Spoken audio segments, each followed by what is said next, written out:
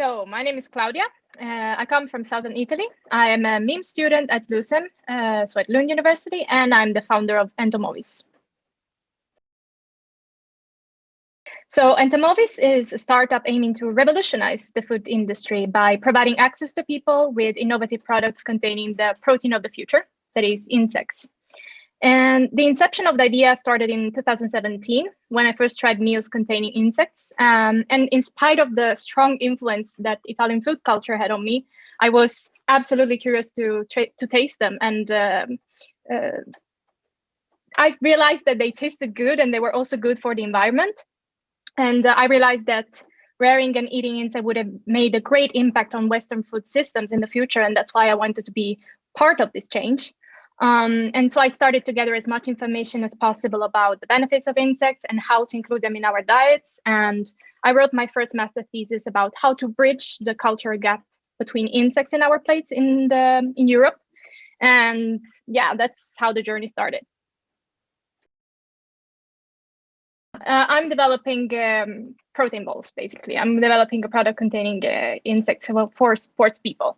And the next step right now is to refine the recipe of this first product and start testing it on our target group in the following months so that we can make a thorough market research.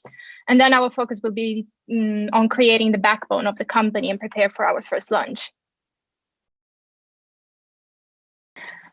I think it depends on the personality of the people that I'm meeting and that are willing to try, because there is people who are curious and feel brave enough to try insects, and then there is others that are just like reluctant to try them at all and still have this very strong association of insects with something disgusting or primitive, and they just cannot picture themselves eating insects. And I think that's basically the biggest challenge of companies that are within this industry, to think about how can we change the meaning of insects for people? How can we make them appealing?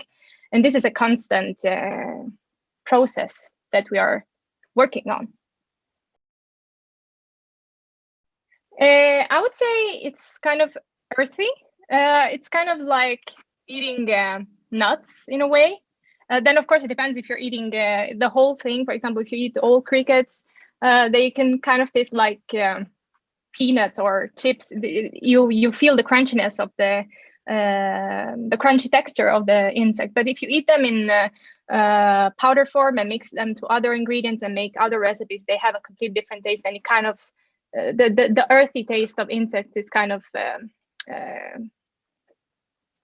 covered in a way, like labeled.